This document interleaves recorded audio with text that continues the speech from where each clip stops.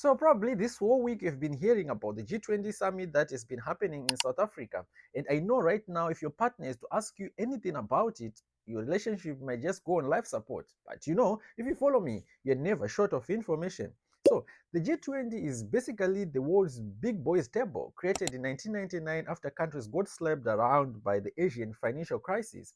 They started simple, just as a WhatsApp group for finance ministers, then upgraded to presidents in 2008 when the world economy nearly fainted. Now they talk about everything: climate, health, digital stuff, you name it. Real family meeting vibes, but a little bit richer. They meet every year and rotate the host, and for the first time ever this year, it was in South Africa and in Africa as a whole. So, as I say, they usually sit and talk big things, shake hands, just the usual chaos: debt, climate money, critical minerals, food security, artificial intelligence rules, jobs, and inequality. Basically, how to fix the world while the world continues burning outside like a broken stove. And none of this, the discussion, is legally binding. Imagine a group project where nobody has to do the work, but everyone has to pretend they will. So right now, it has 19 countries as members that are picked based on their GDP, their gross domestic product, population, and global economic weight. And Zimbabwe right now is not a member because, of course, it doesn't fit those numbers. So during summits, usually the host also drags in neighbors just to look inclusive. For 2025, they brought in extra African states like Zimbabwe because, well, it's in Africa and they needed to pretend they are listening.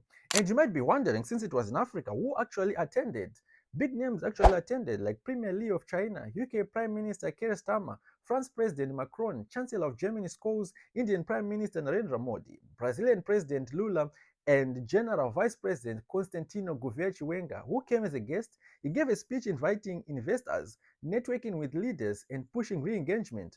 No special deals for Zimbabwe were mentioned, but showing face was a diplomatic win.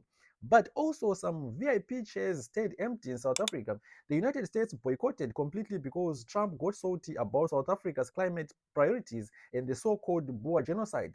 Argentina said if the United States is not attending, we are not going either, like a clingy friend. Putin stayed home because the International Criminal Law, the ICC, is still waiting for him like a debt collector. Xi Jinping of China didn't come either. Besides that, outside the summit, she thought about verifying all these diplomats if they were legal, and she got pepper sprayed. I'm kidding. She actually did pepper sprayed, but for other reasons.